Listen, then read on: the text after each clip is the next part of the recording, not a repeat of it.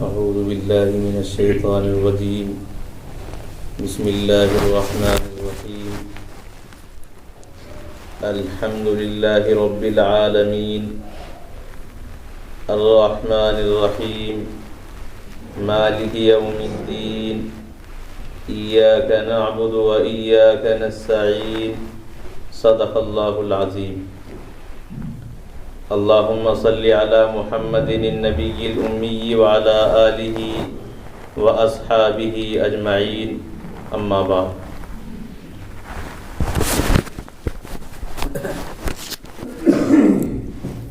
گزشتہ سبق میں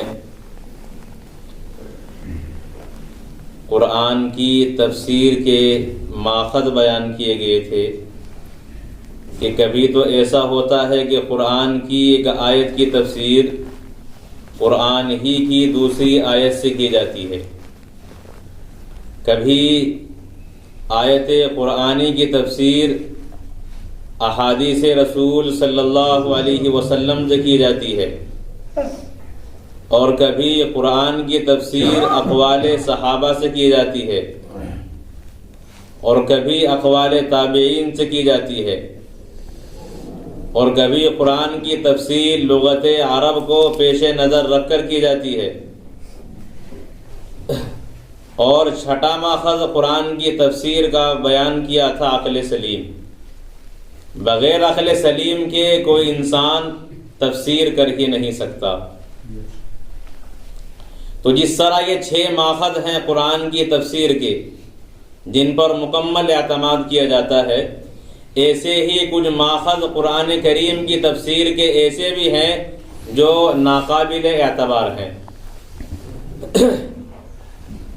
جیسا کہ اسرائیلی روایات، انہیں اسرائیلیات بھی کہا جاتا ہے.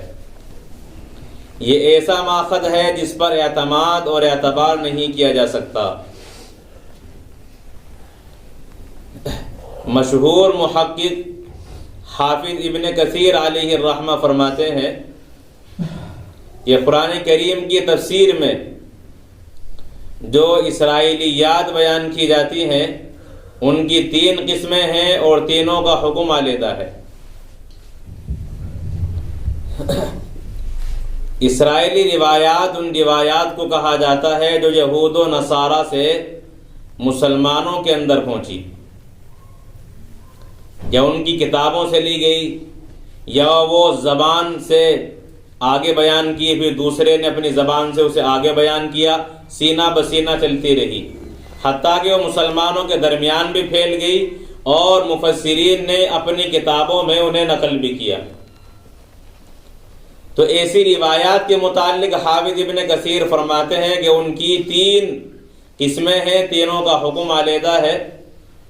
پہلی قسم ہے کہ اسرائیلی روایت ہو، کسی یہودی نے یا کسی عیسائی نے اس روایت کو بیان کیا ہو، اور قرآن کریم میں یا رسول اکرم صلی اللہ علیہ وسلم نے اپنی حدیث میں اس کی تصدیق کی ہو، اس کی تائید کی ہو اور اسے سچا بتایا ہو، تو وہ روایت قابل اعتبار ہے، چونکہ اس کی پختگی ہو گئی ہے قرآن و حدیث کے ذریعے سے.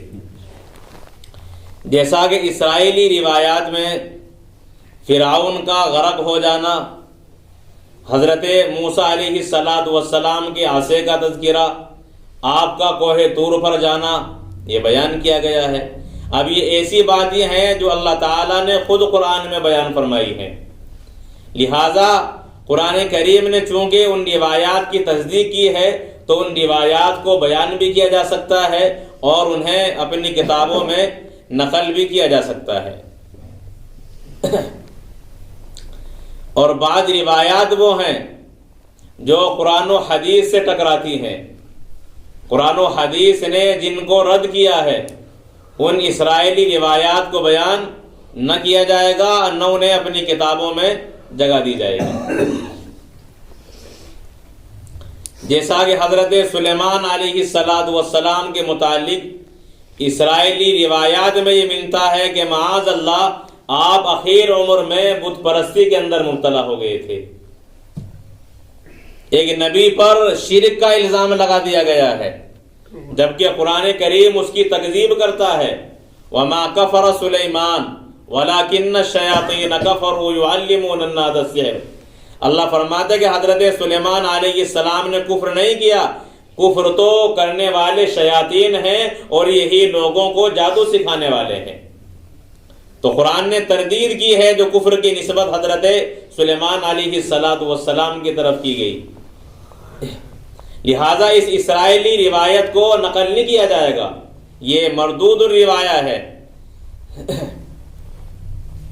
ایسے ہی قرآن کریم کی تفسیر میں وما انزل علی الملکین ببابل ہاروت و ماروت، کہ اللہ تعالیٰ نے بابل شہر کے اندر 2 فرشتے ہاروت اور ماروت کو نازل کیا۔ ان فرشتوں کی اللہ تبارک و تعالیٰ نے جو ذمہ داری عائد کی تھی اسے قرآن کریم کی مابعد کی آیات میں خود بیان کیا ہے، لیکن اسرائیلی روایات میں ان کے متعلق جو افواہیں بیان کی گئی ہیں اور جو من گھڑت روایتیں ملتی ہیں وہ بھی تفسیر کی کتابوں میں مل سکتی ہیں، مگر وہ روایتیں بھی قابل اعتبار نہیں ہیں اور آیت کریمہ کی تفسیر ان پر موقوف بھی نہیں ہے، آیت کریمہ کے ساتھ ان کا تعلق نہیں ہے، مطلب وہ اسرائیلی روایات ہیں جو من گھڑت ہیں اور اس سلسلے میں آیت کریمہ کے تحت بیان کی گئی ہیں۔ مثلا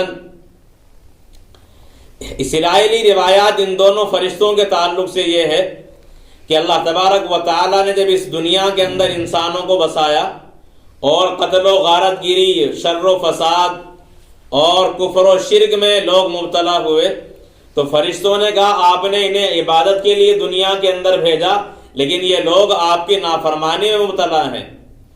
اللہ تعالیٰ نے فرمایا کہ ان لوگوں نے اپنی آنکھ سے میرے خوف کو، میری خشیت کو، میرے عذاب کو نہیں دیکھا، اس لیے یہ لوگ اس کے اندر ملوث ہو گئے ہیں۔ اگر یہ میرے عذاب کو اپنی آنکھوں سے دیکھ لیتے پھر ان گناہوں کے نزدیک نہ جاتے۔ فرشتوں نے کہا کہ ہم تو ایسا ہرگز نہیں کریں گے، صرف آپ کی عبادت کریں گے، اور آپ کی عبادت کے علاوہ ہم سے یہ کام نہ ہو سکتے جو آج انسان کرتا ہے۔ اب اللہ نے فرمایا اگر تم ان کی جگہ ہوتے تو پھر یہی حرکت ہوتی۔ چنانچہ اللہ نے تمام فرشتوں سے خطاب کیا کہ جن پر تمہیں مکمل اعتماد ہو ایسے 2 فرشتے لاؤ۔ چنانچہ ہاروت ماروت کو پیش کیا گیا، انہیں دنیا کے اندر بھیج دیا گیا۔ اب وہ دنیا میں آئے تو جس طرح انسانوں کے اندر اللہ تعالیٰ نے خواہشات رکھی ہیں وہی خواہشات رکھ کر ان دونوں فرشتوں کے اندر دنیا میں اتار دیے گئے۔ بالآخر جب یہ دنیا کے اندر آئے تو ایک عورت پر ان کی نظر پڑی اور یہ عاشق ہو گئے۔ اب یہ لوگ اسے حاصل کرنے کی فکریں کرنے لگے، حتیٰ کہ انہوں نے اپنے دل کی تمنا اس عورت کے سامنے بیان کی تو اس نے کہا کہ پہلے ایک کام کرنا ہوگا، اس کے بعد میں تمہیں اپنے اوپر قدرت دے سکتی ہوں۔ انہوں نے کہا کہ ہم تو کچھ بھی کام کرنے کے لیے تیار ہیں۔ اس نے ایک بت نکالا، ایک مورتی نکالی اور کہا کہ اسے سجدہ کرو، اس کی عبادت کرو، اس کی پوجا کرو۔ چنانچہ انہوں نے انکار کر دیا کہ ہم ایسا نہیں کر سکتے، اور کوئی کام ہو تو ہو سکتا ہے لیکن ہم خدا کو چھوڑ کر اس کی پرستش کریں ایسا ہم سے نہیں ہوگا۔ اس عورت نے کہا کہ پھر مجھے بھی تمہاری بات منظور نہیں ہے۔ کچھ دنوں کے بعد انہوں نے پھر پیشکش کی، عورت نے پھر وہی صورت ان کے سامنے رکھی۔ بالآخر یہ بھی تمنا بار بار کرتے رہے اور عورت کی جانب سے بھی انکار ہوتا رہا۔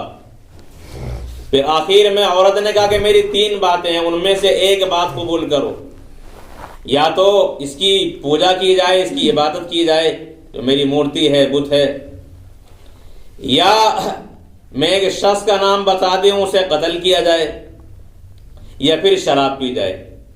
چنانچہ انہوں نے سمجھا کہ قتل بھی بڑا گناہ ہے، شرک بھی بڑا گناہ ہے، شراب یہ ان کے مقابلے پر چھوٹا ہے تو شراب استعمال کر لی جائے۔ چنانچہ وہ شراب استعمال کرنے لگے اور انہیں بھر بھر کر پیمانے دیے جاتے رہے۔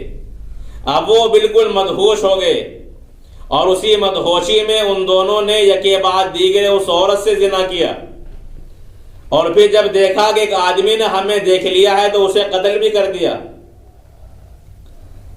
اب اللہ تعالیٰ نے ایک دروازہ کھولا آسمان سے اور فرشتوں سے کہا کہ دیکھو جن پر تمہیں مکمل اعتماد تھا دنیا میں جانے کے بعد انہوں نے بھی حرکت کی ہے۔ اب اللہ تعالیٰ نے ان فرشتوں کو کہا کہ یہ بتاؤ تمہیں سزا دنیا کی چاہیے یا آخرت کی؟ انہوں نے کہا کہ آخرت کی سزا تو کبھی ختم نہیں ہوگی، دنیا کی سزا دے دی جائے۔ چنانچہ بابل شہر میں ایک کنویں کے اندر انہیں الٹا لٹکا دیا گیا ہے، پاؤں ان کے اوپر ہیں اور سر نیچے، قیامت تک اسی حالت میں رہیں گے۔ اور یہ عورت جو ان سے کلمات سیکھ چکی تھی، جس کلمات کو پڑھ کر فرشتے آسمان پر جاتے ہیں وہ کلمات یہ خود بھول گئے گناہ میں ملوث ہونے کی وجہ سے، عورت نے یاد کر لیا، اس عورت نے وہ الفاظ پڑھے، کلمات پڑھے اور اس پر آسمان پر چلی گئی۔ اب اس کی شکل بدل کر زہرہ ستارہ بنا دیا گیا۔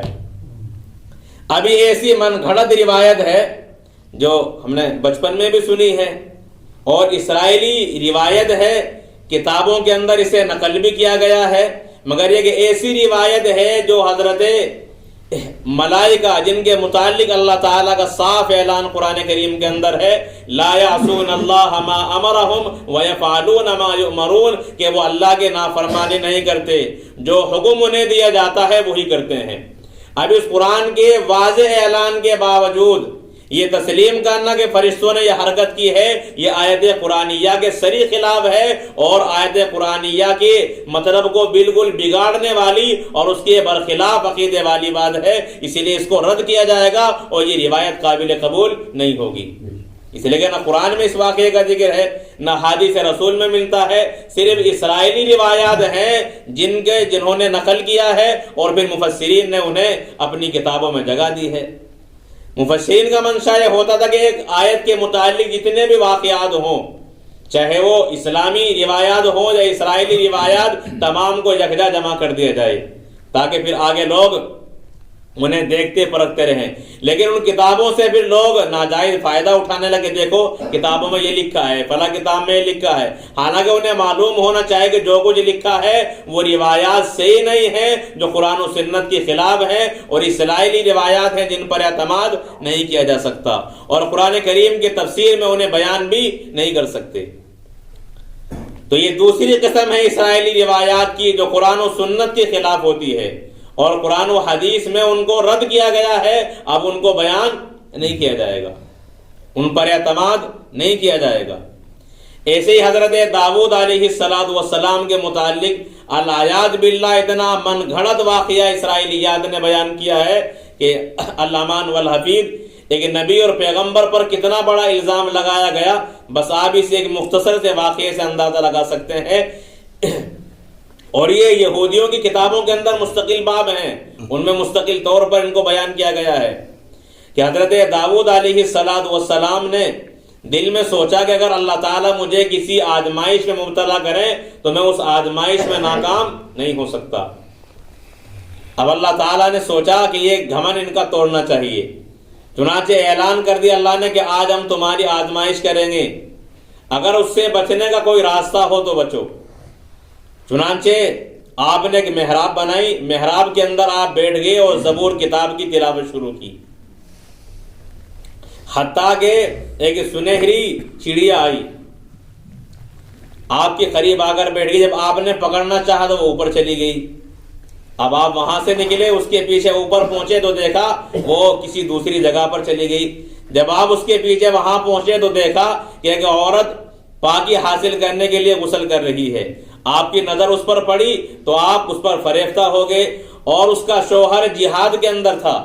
حضرت داؤد علیہ السلام بادشاہ تھے، آپ نے سپہ سالار کے نام خط لکھا کہ جو جماعت اور جو سپاہی تابوت کو اٹھانے والے ہیں، بنی اسرائیل کے پاس ایک تابوت تھا جس میں نبیوں کے معجزات اور ان کے تبرکات وغیرہ رکھے ہوئے تھے، جیسے حضرت موسیٰ علیہ السلام کا عصا وغیرہ، یہ چیزیں اس کے اندر موجود تھی۔ اس تابوت کے ذریعے سے انہیں اللہ تعالیٰ کی طرف سے فتح حاصل ہو جاتی۔ اب یہ لشکر کے آگے آگے ہوتا، جب دشمن حملہ کرتا تو سب سے پہلے حملہ انہی پر ہوتا جو تابوت اٹھانے والے ہیں، کیونکہ وہ آگے ہوتے۔ تو یہ اسرائیلیات میں نقل کیا گیا ہے کہ آپ نے سپہ سالار کو لکھا کہ فلاں آدمی جو تمہارے لشکر کے اندر موجود ہے اسے اس جماعت کے اندر شامل کرو جو تابوت اٹھانے والی ہے۔ چنانچہ اسے آگے کر دیا گیا اور اس طریقے سے داؤد علیہ السلام نے اسے قتل کرا دیا۔ جب حملہ کیا گیا قتل ہوا، پھر آپ نے اس عورت سے نکاح کر لیا۔ تو یہ اتنا بھدا الزام ہے حضرت داؤد علیہ السلام پر جس سے زمین و آسمان پڑ سکتے ہیں۔ اسی لیے بعض روایات میں حضرت علی کرم اللہ وجہ کا یہ ارشاد نقل کیا گیا ہے کہ آپ نے فرمایا کہ جو اس واقعے کو بیان کرے گا میں اس آدمی کے 160 کوڑے لگاؤں گا۔ اگر کوئی کسی پر زنا کی جھوٹی تہمت لگائے اس آدمی پر کوڑے ہیں 80 بہتان لگانے کی وجہ سے۔ تو حضرت علی فرماتے کہ چونکہ پیغمبر کی شان زیادہ اعلیٰ ہوتی ہے اسی لیے 60 سے بھی اسے ڈبل کر کے 80 کہ 2 گنے 160 کوڑے اس بندے کے لگائے جائیں گے جو اس واقعے کو بیان کرے گا۔ اسی لیے کہ اس میں حضرت داؤد علیہ السلام پر صریح الزام لگایا گیا ہے۔ اور بعض اسرائیلی روایات میں زنا تک کے واقعات ملتے ہیں۔ تو اس طرح من گھڑت روایتیں اسرائیلیات کی ایسی ہیں جو قرآن کریم کی آیت کے تحت کبھی کبھی کوئی بیان کر دیتا ہے حالانکہ ان کا آیت قرآنی سے کوئی تعلق نہیں ہوتا۔ تو ایسی روایات قابل اعتبار نہیں ہیں، وہ قابل مردود ہیں۔ اور تیسری قسم اسرائیلی روایات کی وہ ہیں کہ جن کے متعلق نہ تو قرآن و حدیث میں تصدیق کی گئی ہے اور نہ ان کو جھٹلایا گیا ہے، جن کے متعلق اللہ کے رسول علیہ السلام فرماتے ہیں لا تصدقوها ولا تکذبوها، جیسے احکامات کہ ان کی شریعت میں نماز اس طرح تھی، اس طرح کے احکامات، ان کے متعلق اللہ کے رسول فرماتے ہیں کہ نہ تم ان کی تصدیق کرو، نہ انہیں سچا کہو اور نہ ان روایات کو جھوٹا کہو، کیونکہ قرآن و حدیث میں ان کی سچائی بھی بیان نہیں کی گئی ہے اور نہ ان کو جھٹلایا گیا ہے، بس جیسی حالت میں وہ ہیں اسی حالت پر انہیں باقی رکھا جائے۔